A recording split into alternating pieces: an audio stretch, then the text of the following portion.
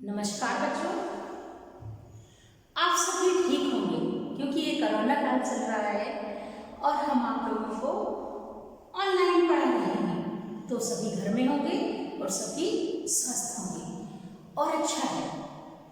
ज़्यादा घर से नहीं निकलना है और ना ही किसी से ज़्यादा मिलना जुलना। तो आज हम पढ़ने वाले हैं पाठ 7 रजनी, जिसे लिखा है मन्नू भंडारी जी। ये बहुत अच्छी लेखिका हैं और पटकथाकार भी हैं। इनका जीवन परिचय इस प्रकार है। मन्नू भंडारी का जन्म सन 1931 में भानपुर उत्तर प्रदेश में हुआ था। इनकी रचनाएं, इनकी प्रमुख रचनाएं एक प्लेट सैलाब, सैलाब जो समुद्र में आता है, पानी जिसको बहा के ले जाता है उसे कहते हैं सैलाब, यानी बाढ़ का पानी। मैं हार गई। जब कोई जीतता है तो एक हारता है। 3 निगाहों की एक तस्वीर। निगाहें 2 होती हैं। लेखिका ने लिखा है 3 निगाहों की एक तस्वीर। यही सच है। त्रिशंकु, आंखों देखा झूठ। हम बोलते हैं यह है आंखों देखा सच। लेखिका ने बताया है कि आंखों देखा झूठ क्या होता है, जो हम आंखों से देखते हैं। इनकी कुछ कथाएं भी हैं। आपका बंटी, जैसे हम किसी को पत्र लिखते हैं, ऐसी भी पत्र कथाएं भी होती हैं। महाभोज। स्वामी, स्वामी एक ऐसी कहानी है जिस पर, इसे चलचित्र भी कहते हैं, जिस पर फिल्म और सीरियल बन चुके हैं। 1 इंच मुस्कान, जो थोड़ा सा गम में भी मुस्कुरा देते हैं, उसे कहते हैं 1 इंच मुस्कान। रजनी, जिसे हम पढ़ रहे हैं, रजनी पर भी एक सीरियल आ चुका है और एक फिल्म भी बन चुकी है, इसीलिए इसे पटकथा कहते हैं। निर्मला, ये भी एक फिल्मी कहानी भी है और सीरियल भी है, ये भी पटकथा है। दर्पण, दर्पण भी एक पटकथा है। आदि पहले, आज से लगभग 20 से 25 साल पहले ये पटकथाएं हमारे दूरदर्शन पर आया करती थी। दर्पण, रजनी और निर्मला। भाषा शैली इनकी है, इन्हें हिंदी अकादमी दिल्ली का शिखर सम्मान मिल चुका है। राज्य सरकार ने, केंद्र सरकार ने, सभी ने मिलकर इन्हें दिल्ली में शिखर सम्मान से सम्मानित किया था। बिहार सरकार, भारतीय भाषा परिषद कोलकाता यानी कलकत्ता और उत्तर प्रदेश हिंदी संस्थान द्वारा इन्हें कई पुरस्कारों से पुरस्कृत किया गया है। मन्नू भंडारी हिंदी कहानी में उस समय सक्रिय होंगी जब नई कविता का उद्भाव हो रहा था। नए नए लेखक उस समय आ रहे थे, तभी मन्नू भंडारी जी का आगमन हुआ था। इन्होंने हिंदी साहित्य में अपना विशेष योगदान दिया, क्योंकि इन्होंने निबंध भी लिखे हैं, उपन्यास भी लिखे हैं, कहानियां भी लिखी हैं, पटकथाएं भी लिखी हैं, पत्र कथाएं भी लिखी हैं। पत्र यानी छोटा सा जो लेटर हम किसी को लिखते हैं वो होता है, लेकिन उसी पत्र को एक कहानी के माध्यम से गढ़ देना पत्र कथा। मन्नू भंडारी का हिंदी साहित्य में सक्रिय होना, जब नई कहानी आंदोलन अपने उठान पर था, तब इनका हिंदी साहित्य में आना हुआ था। सक्रिय होना, सक्रिय है ना, लगातार उसमें लगे रहना। नई कहानी आंदोलन में जो नया मोड़ आया, जो नया टर्न लिया हिंदी कहानी, नई कहानी है, उसमें मन्नू भंडारी जी का विलय यानी मिला जुला योगदान रहा है। उनकी कहानियों में कहाँ पारिवारिक जीवन है, परिवार का जीवन कैसा है, कहाँ नारी जीवन और नारी का जीवन उस पारिवारिक पृष्ठभूमि में कहाँ तक योगदान देता है और कितना अच्छा है, नारियों पर किसे ज्यादा अत्याचार हो रहे हैं और किसको ज्यादा सम्मान मिल रहा है, ये सभी कुछ निर्मला में एक ऐसी कहानी है जो एक स्त्री अपने पैरों पर खड़ी रहने के लिए और समाज से संघर्ष करने के लिए कितना कष्ट उठाती है। उसी तरह रजनी एक सम्माननीय पात्र को बढ़ा रही है और कहाँ समाज के विभिन्न वर्णों के, समाज के जो अलग अलग जाति हैं, अलग अलग वर्ण हैं के जीवन की विसंगतियां, उसमें क्या क्या गलतियां हैं, विसंगतियां यानी गलतियां विशेष आत्मीय अंदाज में अभिव्यक्ति हुई है। समाज में हर वर्ण को अलग अलग कितना कष्ट उठाना पड़ता है, कब दलितों पर शोषण होता है उनका और कब सामान्य वर्ग का भी शोषण किया जाता है, कहाँ पर नारियों का शोषण होता है और कहाँ पर पुरुषों का शोषण। समाज के अलग अलग वर्णों को उन्होंने बहुत अच्छे से उनकी दशा को अभिव्यक्ति दी है। उन्होंने आक्रोश और संवेदना को वैज्ञानिक रचनात्मक आधार दिया है।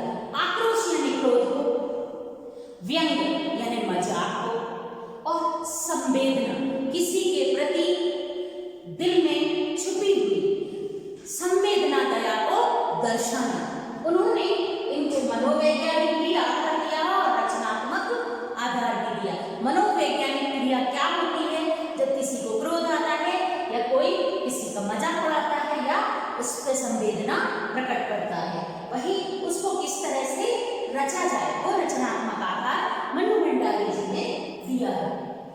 वही चाहे कहानी हो, ये तीनों चीजें आक्रोश, व्यंग और संवेदना, ये चाहे कहानी में हो, चाहे उपन्यास में हो या फिर पटकथा ही क्यों ना हो, सभी में उन्होंने बराबर न्याय किया है।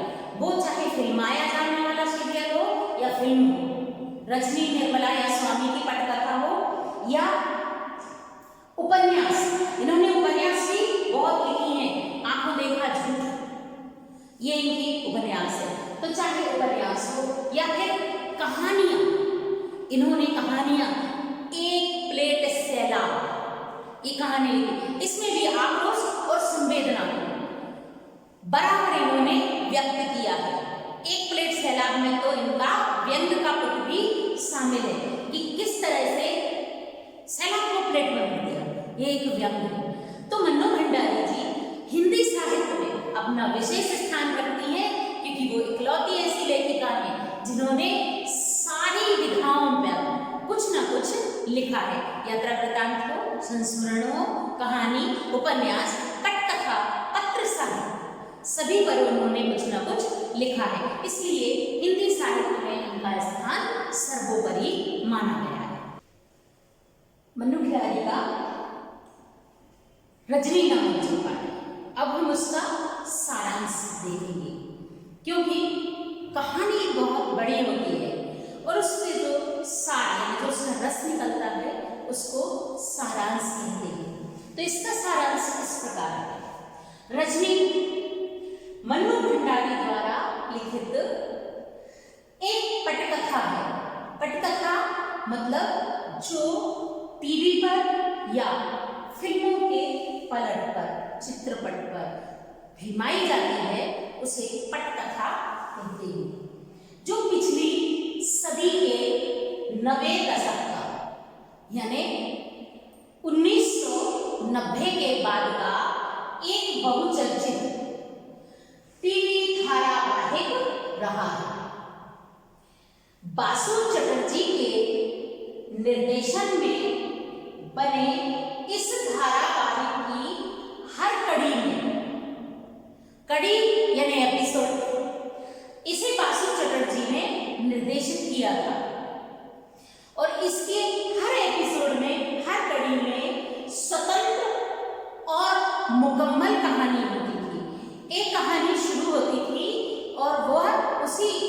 कड़ी में, उसी एपिसोड में खत्म हो जाती थी। अलग अलग कहानियों पर अलग अलग रजनी के धारावाहिक बने हैं। समाज से छोटी छोटी सी कहानियां उठा के रजनी नामक पात्र उस समस्या का समाधान तक उस कड़ी को चलाते हैं और उन्हें आपस में गूंथने वाली सूत्र थी रजनी। जो कहानी होती थी वह स्वतंत्र और मुकम्मल होती थी, यानी पूरी होती थी, और उस कड़ी को जोड़ने वाले पात्र का नाम था रजनी। हर कड़ी में यह जुझारू यानी लड़ने वाली और इंसाफ पसंद स्त्री पात्र किसी न किसी सामाजिक या राजनीतिक समस्या से जूझती हुई दिखाई जाती है। इस अंश में जो अंश है ये भी एक कड़ी का ही अंश है। प्रस्तुत अंश में व्यवसाय पनती शिक्षा, शिक्षा को एक व्यवसाय बना दिया गया है। व्यवसाय का मतलब होता है बेचने और खरीदने का काम। इस समस्या पर हमारा ध्यान आकर्षित किया गया है या खींचता है। यह अंश एक व्यवसायिक बनी हुई शिक्षा की ओर हमारा ध्यान खींचता है, जहां पर बच्चों से जबरदस्ती ट्यूशन करवाई जाती है या ज्यादा से ज्यादा उनसे फीस वसूल की जाती है। इसी समस्या को लेकर रजनी पात्र इस धारावाहिक में अपना जुझारूपन दिखाती हुई नजर आई। शुरुआत लीला के घर से होती है। लीला भी इस पटकथा का एक पात्र है जो रजनी की पड़ोसन, रजनी के पड़ोस में रहने वाली एक स्त्री है लीला। रजनी लीला से अपने साथ बाजार चलने के लिए कहती है, लेकिन लीला उसे रोक लेती है। वह कहती है कि उसके बेटे का, उसका बेटा है, लीला का एक बेटा है अमित नाम का, उसके बेटे का रिजल्ट आने वाला है। रजनी यह बात सुनकर बहुत खुश होती है क्योंकि उसे पता है और पूरा विश्वास भी है कि अमित परीक्षा में अच्छे ही अंक लेकर आएगा। अमित एक अच्छा पढ़ने वाला और विद्वान विद्यार्थी है, इसलिए उसको सभी पर भरोसा है कि वह सबसे अच्छे अंक लाकर ही पास होगा। लेकिन जब अमित घर आता है तो सबको पता चल जाता है। वह मुंह लटका के अपने घर पहुंचता है तो सभी को पता चल जाता है कि अमित को गणित में केवल 100 में से 72 अंक ही मिले हैं। बहुत सारे उसके अंक शिक्षक ने काट लिए हैं। अमित ने अध्यापक के बार बार कहने पर ट्यूशन नहीं ली थी। जो शिक्षक उसे गणित पढ़ाते थे उन्होंने बार बार कहा था कि मुझसे ट्यूशन ले लो, लेकिन अमित ने ट्यूशन नहीं ली थी, जिसके कारण उसके कम अंक आए थे या उसे कम नंबर दिए गए थे। रजनी इस बात की शिकायत लेकर स्कूल के हेडमास्टर यानी प्रिंसिपल के पास जाती है, लेकिन उन्होंने इस मामले को गंभीरता से नहीं लिया। उन्होंने रजनी को यह कह दिया कि यह तो शिक्षक और छात्र के बीच की बात है, स्कूल की इसमें कोई भी जिम्मेदारी नहीं है। मतलब अगर बच्चे ने ट्यूशन नहीं ली है तो इसका कारण वो खुद ही है, स्कूल की इसमें कोई भी जिम्मेदारी नहीं बनती और न ही स्कूल इसमें कोई हस्तक्षेप कर सकता है। इसे अध्यापक और छात्र के बीच का आपसी मामला कहकर उन्होंने टाल दिया। रजनी के पति को जब यह बात पता चली तो उन्होंने रजनी को समझाया।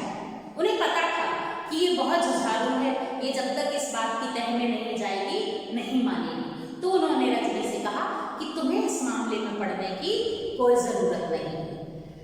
लेकिन रजनी किसी की नहीं सुनती थी। वो कहाँ मानने वाली थी, क्योंकि उसे तो इंसाफ पसंद था। रजनी ने इस बात की शिकायत स्कूल के शिक्षा निदेशक से की, जो स्कूल चलाते हैं उनसे की। वहां भी उसकी कोई बात नहीं सुनी गई। शिक्षा निदेशक ने रजनी से इस बात की शिकायत स्कूल मास्टर कि तुम जाओ और स्कूल मास्टर से इसकी शिकायत करो। इस प्रकार वे भी इसके विरुद्ध कोई कार्रवाई नहीं कर सकते थे और न ही उन्होंने कोई कार्रवाई की। आखिर में रजनी ने थक हार कर इस समस्या को लेकर अखबार के जो संपादक थे उनसे मिली। जो अखबार एक बहुत बड़ा जरिया है हमारी बात फैलाने के लिए या उस बात को सच साबित करने के लिए जिसके लिए हम लड़ रहे हैं। इसलिए रजनी जाकर अखबार के संपादक से मिलती है, जहां उसे थोड़ी बहुत उम्मीद नजर आती है कि इस शिकायत का कोई ना कोई हल जरूर निकलेगा, और निकलता भी है। अखबार वालों के सहयोग से रजनी एक मीटिंग का आयोजन करती है जिसमें सारे अभिभावकों को बुलाया जाता है। उस अमित की कक्षा के जितने भी विद्यार्थी थे उनके पालकों को, अभिभावकों को उस मीटिंग में बुलाया जाता है। वहां उनसे एक प्रस्ताव दिया, रजनी ने एक प्रस्ताव दिया कि अध्यापकों के द्वारा जबरदस्ती ट्यूशन जाने से संबंधित एक सख्त से सख्त नियम बनाया जाए या नियम बनाए जाए। ट्यूशन ना लिए जाने पर, बच्चों के अंक काटने पर अध्यापकों के विरुद्ध सख्त कार्रवाई की जाए। इस जो शिकायत थी या जो समस्या थी, बोर्ड ने रजनी के इस प्रस्ताव को मान लिया, क्योंकि जब सारे अभिभावक इकट्ठे होंगे और सारे एक स्वर में बोलेंगे तो बोर्ड को तो इस बात को, स्कूल शिक्षा बोर्ड को तो मानना ही पड़ेगा। उन्होंने इस प्रस्ताव को मान लिया। इस प्रकार रजनी ने जिस उद्देश्य के साथ यह आंदोलन शुरू किया था वह उसमें सफल हो जाता है। मन्नू भंडारी अपनी कहानी में हमेशा स्त्री पात्र को सर्वोच्च पद प्रदान करती है। वह उसको ऐसा दिखाती है कि वह जो ठान लेती है स्त्री वह करके ही रहती है। ऐसे ही रजनी के और अलग अलग कड़ियों को उन्होंने रजनी नामक एपिसोड यानी धारावाहिक में जोड़ा, और ये धारावाहिक उस समय का बहुचर्चित धारावाहिक हुआ करता था जो 19